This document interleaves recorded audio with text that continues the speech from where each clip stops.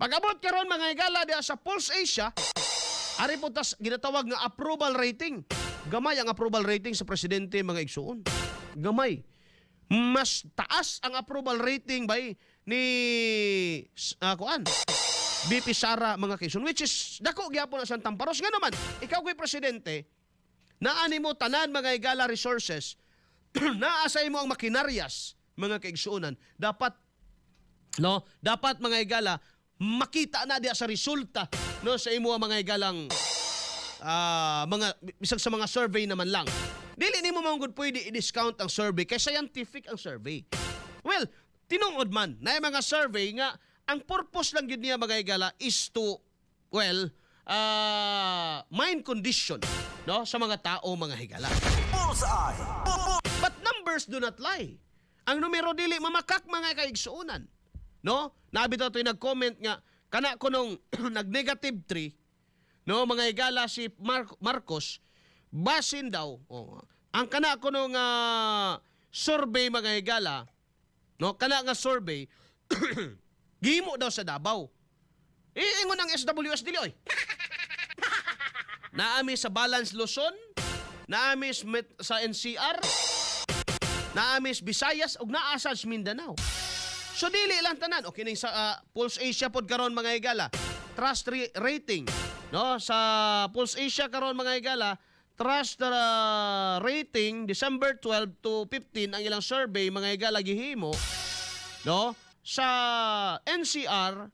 Ang trust mga higala pagsalig kana mga katropa NCR na ha, that is National Capital Region. Unsay naglangkob niya na Metro Manila. Moingon kag Metro Manila daghan kay na sila no mga higala Kamanaba no usab ba baga distrito dia. Pero pila ang trust rate pagsalig. Pila trust rating mga higala base kini no sa latest mga higala nga survey no sa Pulse Asia. Dili ni SWS humadaban to no kining December 12 to 15 mga higala kuan sa Pulse Asia ni gipagula 2025 mga kaigsuonan. Ang survey gihimo in December 12 to 15 rather, and then gipagawas may higala towards the end of December ang nasampit may higala nga result no NCR o National Capital Region. Pilay pagsalig mga higala sa mga Pilipino ngadto sa duha nato ka mga leader. Sa Vice Presidente mga higala sa presidente adunay 31%.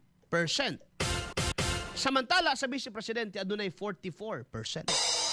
Sa Balance Luzon, mani Balance Luzon, mani naa mga higala dito sa mga Ilocos.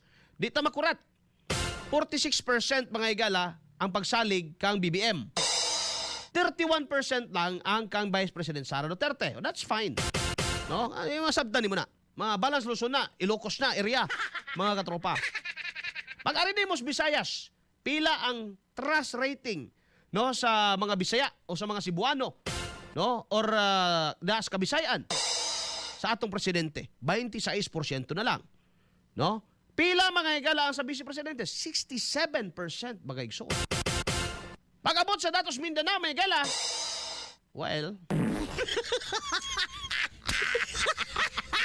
kinahanglan pa ba ng ibat-bat? Dunay 8% mga higala sa Mindanao trust rating kang BBM. And then dunay 96%. Nanubra pa. Dunay 96% kapag salig mga higala kang Vice President Sara Duterte. Diya sila kulbaan.